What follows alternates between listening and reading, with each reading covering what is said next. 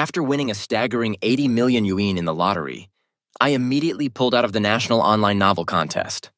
The moment my junior, Julian, discovered my decision, he struck me hard across the cheek and shouted, "Abandoning the contest at such a crucial moment.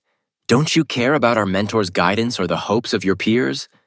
Could it be that something is wrong with your submission and you're terrified the judges will find out?" In my previous life, Julian had submitted an entry that was identical to mine. I turned to the editor, whose ideas had once ignited my creative spark, and to my closest companions with whom I had spent countless hours seeking clarification. Instead, they issued a public apology, pleading with the judges to grant me another chance on account of my youth. The online community was merciless. They labeled me a shameless plagiarist. Unable to prove my innocence, my reputation was forever tarnished. Not only was I expelled from school, but I was also saddled with an enormous penalty for breach of contract. My mother, who fought on my behalf, soon became the target of vicious online abuse and fell gravely ill overnight. One misfortune piled upon another, and in the depths of my despair, I climbed onto a rooftop and leapt, hoping to rid my family of the burden I had become. Yet, when I next opened my eyes, I discovered that I had been transported back to the week before the contest. "Calvin, I've prepared your favorite ribs. Make sure you eat something before you start writing, okay?" My elder sister, Marissa, said with genuine concern. "You haven't had a bite all day," she added, her worried expression nearly causing me to lose my balance in my chair. Moments later, Fiona, my cherished childhood friend, swung the door open and presented me with a neatly wrapped package. "I heard your shoulder has been aching. This massager should help ease the pain," she said kindly. Such caring gestures were once commonplace in my former life when I believed I was the luckiest person on earth. Marissa, 5 years my senior, had always looked after me with tender care, and although Fiona was not of my blood, she had always been as dear as family. But now, after being reborn, an icy numbness had taken hold of me. I recalled that in my previous life, during the National Online Novel Contest, the story I submitted was exactly identical to that of my junior, Julian. The moment the judges uncovered the duplication, they acted without hesitation. As an award-winning author with high hopes of clinching first prize, I was confident. Until the truth unraveled and I was swept into a maelstrom of public outrage. Desperate for support, I reached out to the editor who had once sparked my creativity and to Fiona, expecting them to help clarify the situation. To my dismay, both refused to stand by me. Without even consulting me, Marissa had issued a public apology pleading with the contest organizers to grant me a second chance because of my youth. Instead of sympathy, the netizens exploded with fury. No wonder someone would dare plagiarize in such a prestigious contest. So much for having an editor's sister to cover for them, a whole family of crooks. Others sneered, "A simple apology isn't enough. If an apology worked, why would we even need the police?" One even taunted, "He's too old to be such a baby. If you want to act like one, go home and spare us." Under relentless public pressure, the contest administrators dismissed Marissa's plea. In truth, I had entered the contest solely to win the 300,000 yuan prize. My sister had fallen ill and lost her voice, and I had intended to use the prize money for the surgery that could restore her vocal cords. Yet when the contest ended, not only did I fail to secure the prize, I was burdened with an enormous penalty. Meanwhile, Julian, who had no prior writing experience, unexpectedly clinched first place. His entry was hailed as one of the finest short stories in recent memory, sold to a film company for adaptation, and overnight he was elevated to God-tier writer status. In contrast, I became the villain, the plagiarist despised by everyone. The fallout was catastrophic. Expelled from school and drowning in debt, I was forced to deliver food just to survive. But when customers recognized me, they deliberately left scathing reviews, nullifying all my hard work. My mother, who had tirelessly tried to secure justice for me, was bombarded by vicious abuse online, eventually ending up in the ICU. In a desperate bid to cover her mounting medical bills, I took a menial job at a construction site hauling cement. But within days, the foreman dismissed me, confiscating all my wages. Then a call from the hospital shattered the last of my hope. My mother's condition was critical. With every ounce of hope exhausted, I succumbed to despair and, one night, jumped off a hospital rooftop. When I next awoke, I found myself inexplicably back in the week before the writing contest. I was utterly stunned. The novel I had composed for the contest, crafted from the inspiration and materials Marissa had provided, was indisputably my own work. How then could it have been twisted into an act of plagiarism? Yet I possessed no evidence to clear my name. What baffled me further was that Julian's submission was an exact replica of mine. Had Marissa perhaps supplied him with the same materials? At that moment, Marissa and Fiona's behavior appeared entirely ordinary, deepening my suspicions. I resolved to investigate Julian's social media profile. I knew that by now he must have already shared his writing ideas and outline publicly. To cover my own tracks, I hastily scribbled an alternative outline. Feigning a stomachache, I excused myself to the restroom. Fiona gave me a disapproving look and scolded, "You're such a troublemaker. Marissa already provided you with all the inspiration, yet you still want to slack off?" Marissa quickly interjected, "There's still a week until the contest, Calvin. Don't rush. Just follow my plan and you'll secure first prize." But time was short, and I had to uncover the truth. Inside the bathroom, I locked the door and logged on to Julian's social media. I recalled hearing that his father was a high-ranking executive at a state-owned firm and his mother a respected professor, and thanks to his striking looks, he had amassed many fans. I was never close to him personally, although Marissa's work had occasionally put her in contact with his mother. I remembered a time when Marissa had gestured to Fiona, praising Julian as suave and refined, so very unlike me, a simple country bumpkin. She had even advised Fiona that when choosing a husband, one should look for someone like Julian, handsome and from a reputable family. At the time, I dismissed it as a joke, but now I suspected she might have been serious. What further perplexed me was why someone with Julian's elevated social status would want to harm me. Suddenly, I came across one of his recent posts, where he shared his writing inspiration and a complete outline of his novel. I froze. Wasn't that the very material Marissa had just given me? Even more disconcerting, his outline was nearly identical to the one I had hastily drafted. The comment section brimmed with enthusiastic praise. "This innovative narrative structure is unprecedented. The online literature world is finally being revolutionized." And, "Hurry up and pen the novel. I'm convinced you're destined to win first prize." While it was possible that our inspirations might coincide, the complete identity between his outline and mine sent a chill down my spine. Had Marissa and Fiona been behind this? Only they had access to the study room where the materials were kept.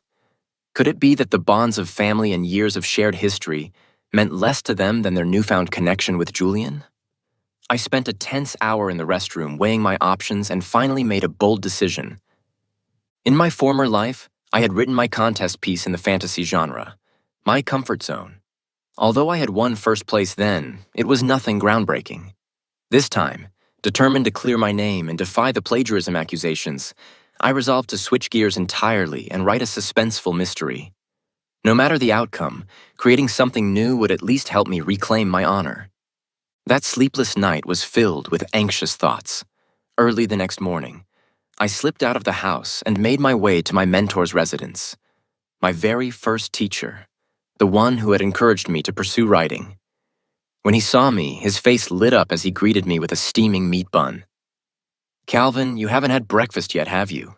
he asked, noticing the troubled look on my face. "Is something wrong? Tell me what's bothering you." I forced a smile and admitted, "Teacher, if I fail to win first place in this contest, will you be disappointed?" He tousled my hair and replied, "It doesn't matter if you don't win first. Your talent is undeniable. You can always try again." His words filled me with renewed resolve. After leaving his home, I received a message from Marissa. "Calvin, where did you go? Fiona brought you breakfast but couldn't find you. She's getting upset."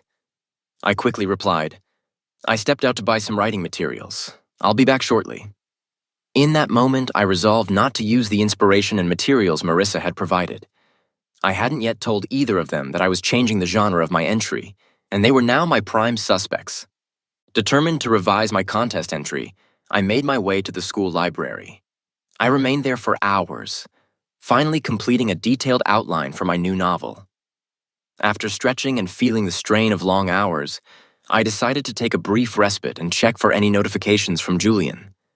To my astonishment, both Marissa and Fiona appeared unexpectedly. I wondered how they had known I would be here. Without a word, Marissa placed a steaming lunchbox on the table with a silent, "I thought you'd be too engrossed in your writing," while Fiona followed by handing me a thermos, saying, "I prepared some chicken soup this afternoon. You need to refuel your energy." Their gestures appeared sincere, and for a moment I wondered if I had overanalyzed the situation. But if they weren't behind this, then who could be?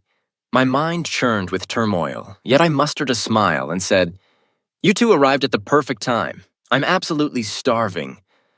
I excused myself to wash my hands before eating. As I headed toward the restroom, I decided to check Julian's social media once more. Standing by the sink, I logged on and, as expected, found a new post. In it, he complained, "How can someone be so shameless? I generously shared my inspiration and outline, and yet someone just lifted it without permission. Isn't that essentially theft? Looks like I have to start rewriting everything." The post was accompanied by an image showing the back of a male student in the library. Anyone who knew me would immediately recognize it as my own. Who then had taken the photograph? The comments under his post were filled with fans wondering if Julian could possibly rewrite an entire novel in such a short time. Julian responded, declaring that he intended to craft a suspense thriller and that his outline was already complete. I froze in shock. I had never disclosed my plans to change genres. How could our topics align so perfectly? There had to be someone monitoring me. Could it be Marissa or Fiona, and if so, why? My thoughts were interrupted by a tap on my shoulder. "Calvin, what are you zoning out for?" Marissa asked. I jumped, realizing that both she and Fiona had come to check on me, concerned that I'd been away too long. Still startled, I mumbled, "Sis, you two go ahead. I'll eat later," uncertain whether they'd noticed my browsing. Before I could add anything, Fiona snapped, "Calvin, after Marissa and I went out of our way to bring you food, is this how you're going to treat us?" Marissa quickly waved her hand to calm Fiona, saying, "Fiona may be sharp-tongued, but she truly has a heart of gold." Fiona then added, "We were just worried you might overwork yourself." I quickly assured them, "I understand, don't worry about me." Fiona, however, remarked, "If it becomes too much, I can even stay in the dorm for a few days to ease your load." With that, she pulled Marissa out of the study room, leaving me with a brief sense of relief. Later, around 10:30 p.m., I packed up and returned to the dorm. As soon as I entered, I overheard my roommate Derek discussing Julian's latest social media post. Curious, I listened and discovered that the post featured a photo of 3 hands clinking cola cans in a toast, with the caption, "Thanks to the lovely ladies for the treat." I immediately recognized 2 of those hands as belonging to Marissa and Fiona. When had they become so cozy with Julian? The post also contained 2 comments. Fiona had written, "Julian will always be my heartthrob," and Marissa had added, "Don't worry, Julian, I'll ensure you win first prize." I blinked in disbelief. Yet, upon refreshing the page, the comments had vanished. It was unmistakably clear. This plagiarism scandal was intricately tied to them. Not entirely surprised by this revelation, I was somewhat relieved that, being safely in the dorm, their interference would be minimal, allowing me to focus on my writing. But just as I was drifting off to sleep, I noticed Derek stealthily rifling through my notebook. In a flash of anger, I shouted, "Derek, what do you think you're doing?" Derek flinched and dropped my notebook onto the floor, trembling as he did so. "Why are you yelling? Don't think I haven't figured it out? The person who plagiarized my cousin's work is you," he accused. "How unlucky is it to share a dorm with a plagiarist? I didn't even force you out, and yet you're causing such a scene. It's extremely rude." It turned out that Derek was, in fact, Julian's cousin. Derek had deliberately posted my personal details in the comments section of Julian's post. Before long, my private messages were inundated with vulgar insults. Some individuals even went so far as to dump dirt on my bed and place dead cockroaches in my water bottle. Feeling utterly helpless, I reached out to my mentor, the one person who, in my previous life, had fought desperately to clear my name, even though he ultimately failed. Despite that failure, he remained the only person I could trust. Upon hearing my predicament, he immediately handed me the keys to a modest apartment. "Focus on the contest," he advised. Don't worry about anything else. We'll address everything once the contest is over. Just before the contest deadline, I finally completed my novel. All that remained was to submit the document. At that very moment, Julian's social media updated again with a post proclaiming, "My entry has been submitted. Thanks to everyone for your support during this time." The post featured a screenshot of his document. Although the text was blurred, I could still discern the opening lines. It was identical to the novel I had just finished. Even more infuriating was that his post had been published 10 minutes before mine. Overwhelmed with rage, I smashed my notebook into pieces. Despite being reborn, it seemed that I could not escape the fate of my previous life. In that crushing moment, I felt like giving up entirely. Then, unexpectedly, a notification lit up my phone. The lottery ticket I had purchased a few days earlier had won 80 million yuan. I was so elated that I nearly leaped from my seat. Given my family's financial struggles, my university tuition had been paid with writing fees and student loans. The 300,000 yuan contest prize had once been my only hope. But now, with this enormous windfall, the contest's outcome no longer mattered. A new plan took shape in my mind, a plan to ensure that Julian would pay for his brazen plagiarism.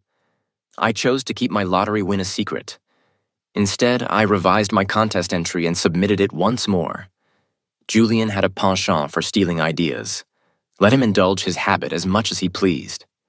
As soon as the contest concluded, Julian went live to recount his competition experience. The live chat exploded with teasing comments such as, "Streamer, you're so confident. Surely you'll secure at least a top 3 finish, right?" Before Julian could reply, Fiona interjected, "What top 3? Julian is undoubtedly going to win first. I have complete faith in him." The chat erupted with congratulatory messages for Julian. However, as Julian basked in the praise, his expression suddenly shifted. The viewers were taken aback as several police officers abruptly appeared in the live stream. They handcuffed Julian and said coldly, "We have received a report that you are involved in illegal activities. Please come with us." Even through the screen, the officer's authoritative tone sent chills down everyone's spine. Julian's face turned ashen and he looked frantic. To his further dismay, the viewer count on the live stream kept climbing. The chat filled with bewildered remarks. "What's going on? Isn't he supposed to be the rich, charming writer? How could he be involved in such activities?" And, "Yeah, he's so young, a university student. Could this be a mistake?" Others suggested, "It's clearly someone trying to sabotage him out of envy." I understood the source of Julian's panic. He was racked with guilt. Meanwhile, upon learning of my lottery win, I disguised myself and went to claim the prize. When I saw the sum credited to my bank account, a tremendous weight was lifted from my shoulders. The fear of being controlled by money evaporated, and I felt my wits sharpen. I began to re-examine everything I knew about Julian. His father worked for a state-owned enterprise and his mother was a renowned professor. Facts that were true. But even those positions could not justify his extravagant lifestyle. He donned custom-tailored clothes worth tens of thousands, sported a limited edition watch valued at millions, and even his phone case was from a luxury brand. In addition, he frequently traveled abroad. All this aroused my suspicions. What was he hiding? To uncover the truth, I commissioned a high-priced private detective. It wasn't long before the detective uncovered something startling. Julian was essentially a tour companion. In other words, he was a male university student who accompanied wealthy women on trips, earning a hefty tip for each weekend getaway. This tip money was the foundation of his nearly $1 million monthly expenses. Yet merely exposing this secret would not be enough to satisfy my desire for retribution. So, I devised a trap. Since Julian was notorious for plagiarizing my novels, I resolved to use his own methods against him. I planned to force him into publicly confessing both his plagiarism and his unsavory deeds. I continued to use the suspense thriller I had written for the contest, but I deliberately altered its final clue. With a bit of cleverness, anyone who paid attention could easily deduce the ending, and that ending would be Julian's own undoing. I wasn't overly worried that Julian would figure out my trap. After all, he wasn't particularly bright. My goal was to force him into publicly confessing both his plagiarism and his misdeeds during the national contest, and to show Marissa and Fiona the true, ugly face of their so-called perfect idol. Just as Julian was about to be escorted away by the police, he suddenly erupted on the live stream, shouting, "I've been wronged. The real culprit behind these actions is my senior, Calvin." He continued, "He stole my contest entry and is now twisting the narrative to slander me." The live stream audience quickly rallied behind him, and even Fiona sent messages in support of Julian. Comments poured in. Julian's father is a top executive at a state-owned firm, and his mother is a renowned professor. How can someone of his standing commit such a despicable act? Another viewer declared, "It must be Calvin who's jealous of Julian. That's why he's framing and defaming him. Police, you shouldn't listen to him." Fiona's words did not surprise me, for she had behaved similarly in my previous life. Unexpectedly, at that moment, Marissa joined the live stream and began posting relentlessly. There must be someone deliberately setting Julian up. He's such a kind person. How could he do something like this? I'm willing to vouch for Julian's character and career. Fiona quickly added, "If you don't believe me, I can go live and confront Calvin directly." I couldn't help but chuckle as I read their comments. Little did they know I was holed up in my mentor's small apartment. They had no idea where I was. How could they possibly confront me? Yet, less than 10 minutes later, the door to my apartment was forcefully kicked open. Without waiting for an invitation, Marissa burst in, grabbed my collar, and shouted, "Calvin, it's you, right? You're just jealous because Julian and I are so close, so you're plotting revenge against us." Fiona then struck me across the face. "Marissa, don't even start," I retorted icily. "It's obviously him. He's been slyly stealing the materials and outlines that Julian posted on social media, passing them off as his own. And now, without a word, he dares to accuse Julian himself. What a shameless, double-dealing person." They continued their barrage of accusations while live-streaming the confrontation. I regarded them with a detached, almost unfamiliar expression. In my previous life, I had been foolish enough to believe I could win the contest and use the prize money to help Marissa get her necessary vocal surgery. Instead, I now saw that she had been manipulating me all along, luring me into the contest and setting a trap. In a burst of defiant anger, I struck one of them and said coolly, "Marissa, so now you can speak? You've been holding back all this time, merely to ensnare me in your scheme, haven't you?" Marissa froze, unable to respond. Then I turned to Fiona and demanded, "You claim that I plagiarized Julian's entry. Do you have any proof?" Fiona's eyes narrowed as she replied arrogantly, "Spreading baseless rumors without evidence can lead to legal consequences. I'm not just making wild claims. Your contest entry is exactly the same as Julian's." I sneered. "You didn't apologize, and you even resorted to hitting me while defaming Julian. How utterly shameless can you be? Are you absolutely sure I stole from Julian? If you're mistaken, you'd better get on your knees and apologize." Fiona scoffed. "I'm positive you plagiarized, and the evidence is in the entry you submitted. It is identical to Julian's." I laughed bitterly. "Oh, really? And how do you know what entry I submitted?" Fiona retorted, "Are you suggesting you're the judge of the contest? I had no idea you held such power." I countered, "Or perhaps you've been secretly monitoring me, knowing exactly what I wrote." At that, Fiona's face paled. She stammered as she realized her error, but stubbornly persisted, insisting that my contest entry was plagiarized from Julian. Seeing her obstinacy, I dialed the contest organizer's number live in front of hundreds of thousands of viewers. They confirmed that I had never actually participated in the contest, thus nullifying any claims of plagiarism. Fiona was visibly stunned and demanded, "How is this possible? You clearly submitted an entry." "Calvin, what kind of tricks did you pull?" she demanded. I stared at her coldly, beginning to suspect that everything Fiona had done for me over the years was a lie. I had long suspected that Marissa and Fiona might have been surveilling me, and now it was undeniable.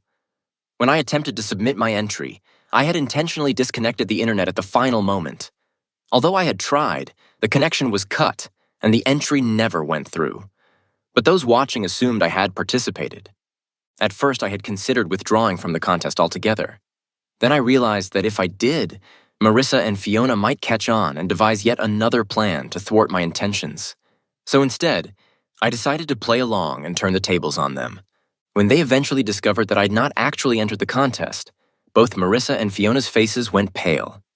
Seizing the moment, I displayed on the live stream the novel that Julian had plagiarized from me, revealing the final twist. Julian would be forced to publicly admit his plagiarism and unsavory actions. As soon as the twist was unveiled, the live stream erupted into chaos. The live stream was inundated with a barrage of scathing and ingenious comments. One viewer marveled, "I can't believe the handsome, charming idol writer is embroiled in this scandal. Didn't they say his mother is a university professor? How can a professor raise such a disgrace?" Another user added, "Exactly. He clearly plagiarized someone else's work, yet now he's shifting the blame. And the girl defending him? She isn't even his sister, yet she's helping sabotage her own brother. Can you believe this?" Yet another comment recalled, "I saw that plagiarism scandal a few days ago. This Julian character, who's clearly a fraud, even had his cousin cyberbullying people. He's utterly shameless. People like him who defame others and invade privacy should be thrown in jail." Marissa, realizing that I hadn't even entered the contest, looked completely stunned on screen.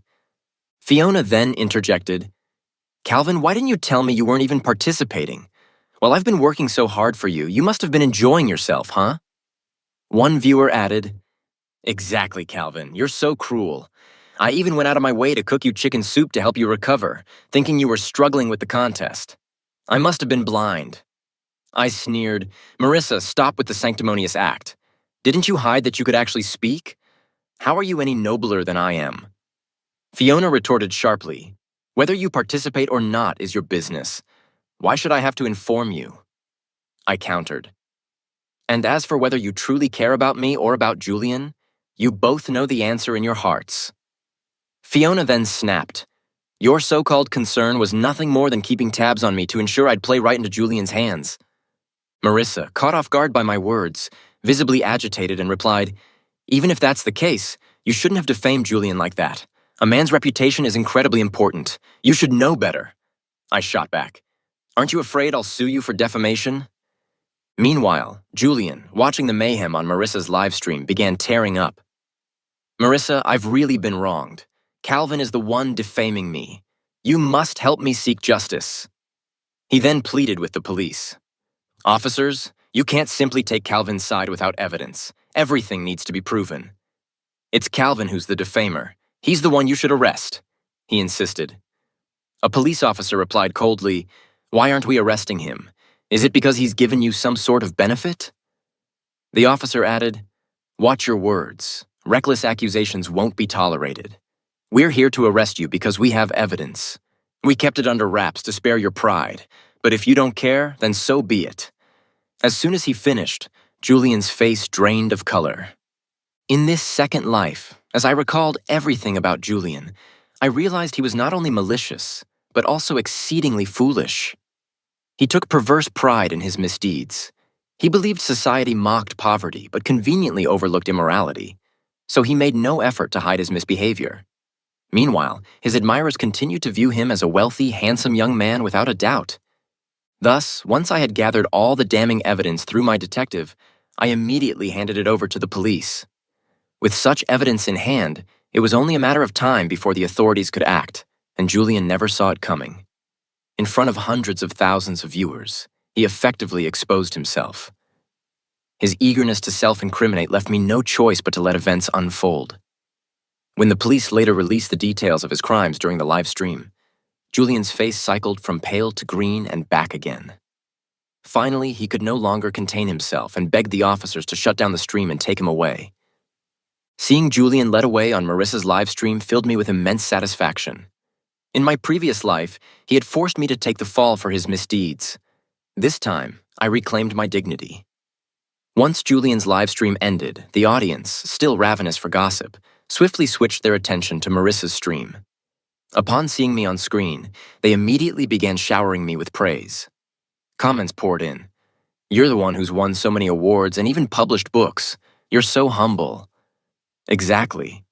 Only a writer with true intelligence could devise such a brilliant method to expose someone who defames him. "Clean, efficient, and inspiring. I'm a fan now," one comment sneered. "But wait, that girl defending the plagiarist, is she really your sister? Why would a real sister help another guy like that? If not, you should cut ties with her."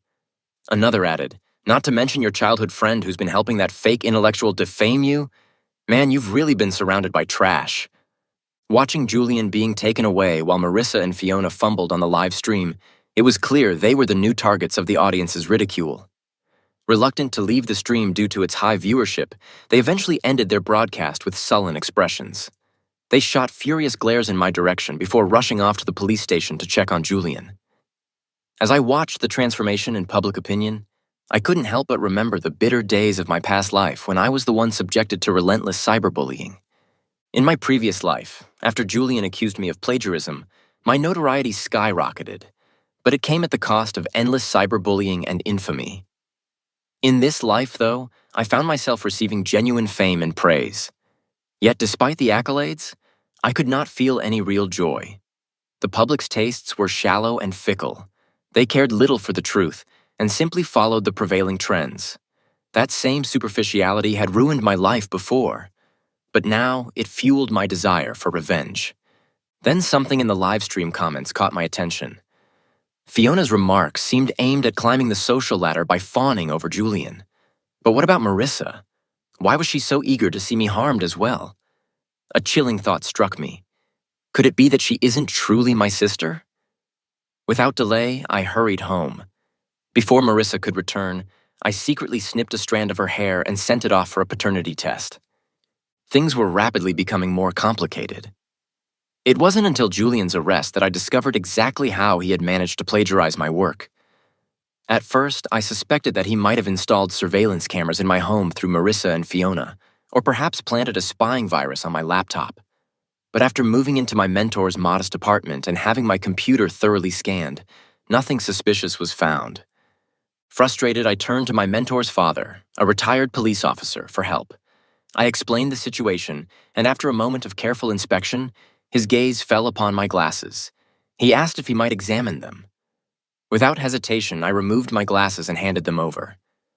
Using a magnifying glass, he scrutinized them, and suddenly his eyes lit up. "Just as I suspected," he murmured. I was baffled, not understanding his meaning. He handed me the magnifying glass and instructed me to inspect the screw on the front of the glasses carefully.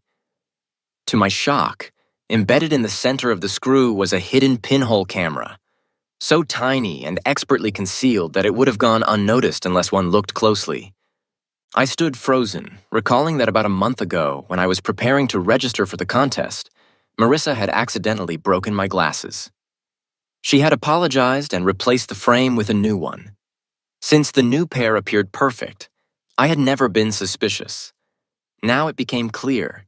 She had tampered with them. No wonder she always seemed to know exactly where I was. My mentor's father explained that this type of pinhole camera was exceptionally precise and rarely seen on the market. If someone used such a device, it would typically be reported to the police. He suspected that Marissa had been involved in activities that endangered national interests. A chill ran down my spine. I recalled that Marissa had studied programming yet ended up working as an editor at a publishing house, where she regularly dealt with professors from prestigious universities. Could it be that she was entangled in something far larger than I had ever imagined? Without delay, I removed the camera from my glasses and handed it to my mentor's father, urging him to report it to the authorities. Armed with this camera, I now had concrete proof of Julian's plagiarism. In my previous life, I had been falsely accused and slapped with a massive fine for breaking contest rules. But this time, I would not let Julian off the hook. I was eager to see how he would wriggle out once the truth emerged. And as for Marissa and Fiona, the conspirators, I would not allow them to escape either. I compiled a detailed report outlining my suspicions regarding Marissa's true identity and submitted it to the authorities. She had been hiding her real identity out of fear of exposure, and I was determined to unmask her and make her pay. Once everything was set in motion, I moved out of my family home and relocated to a small villa that I had purchased with my lottery winnings. The 80 million win prize had given me the confidence to do whatever I desired. Primarily, I no longer wished to endure Marissa's invasive interrogations or Fiona's betrayals. After settling these matters, I blocked Marissa and Fiona's contact details and signed up for a national travel group, eager to finally take a break. It was summer and school was on recess, the perfect time for a vacation. The traumatic experiences of my past life had left me constantly on edge, and I desperately needed respite. After traveling for a month and gathering a trove of local specialties, I returned to my villa intending to send some gifts to my mentor. But then, unexpectedly, I encountered Marissa outside my community. Had I not lived with her for so many years, I might barely have recognized her. She had lost a great deal of weight and looked utterly haggard. Her hair was disheveled, and her eyes were bloodshot. Before I could even call for help, she grabbed me and pulled me into a car. Marissa gripped my shoulders tightly and demanded, "Calvin, why did you move out? Don't you know how worried I've been about you?" I rolled my eyes in silence and retorted, "I think you're more concerned about not being able to find me so you can cover for Julian, aren't you?" For a moment, Marissa was taken aback. Then her tone softened. "Calvin, I know I've lied about my ability to speak, and I understand why you're angry. But I am your real sister. I truly care about you, and that's why I've been searching for you. How can you think so poorly of me?"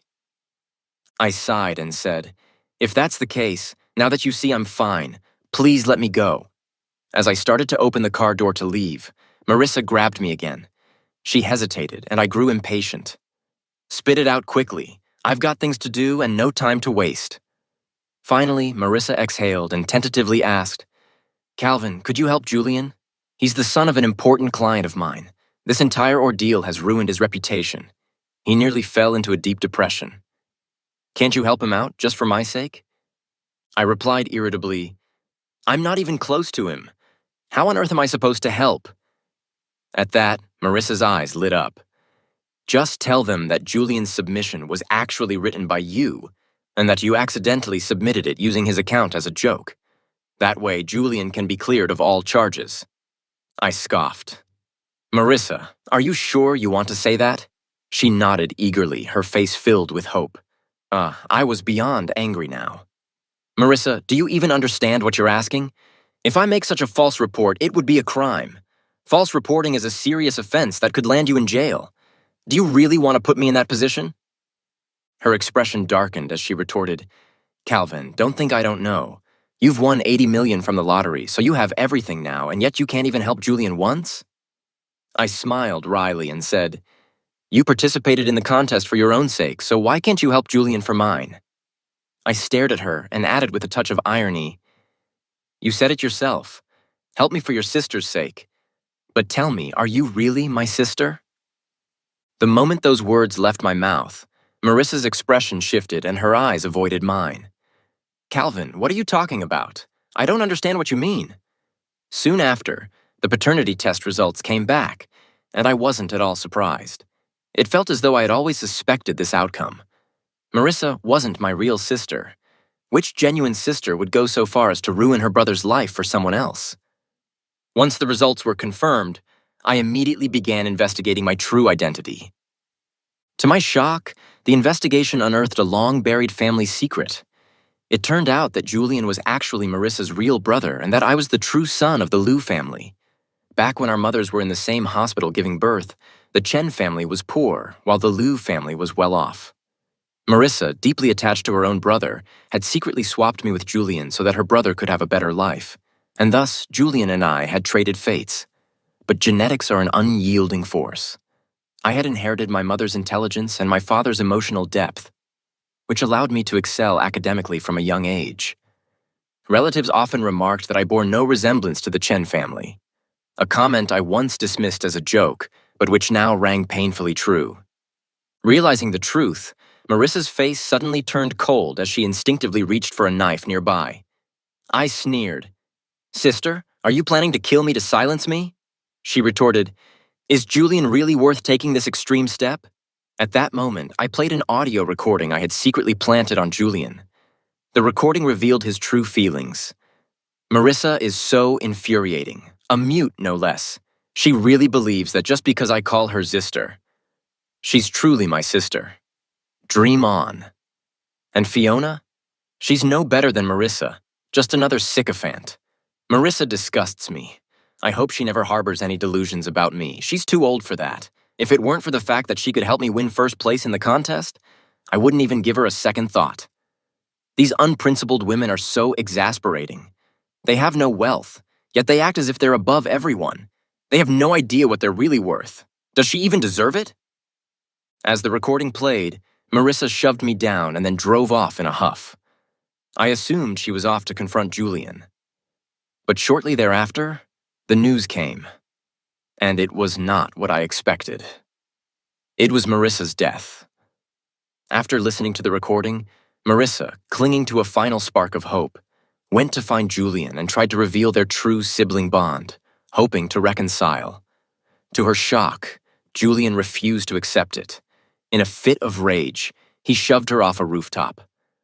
The tragic fall ended with Marissa landing directly on top of Fiona, who was below, and both died instantly. Julian was then sentenced to life imprisonment, a grim twist of fate. When I received the news, I was stunned, but I never considered reconnecting with my biological parents. If things were destined to fall apart, then so be it. All I desired was to live a carefree life, enjoying the several million in my bank account.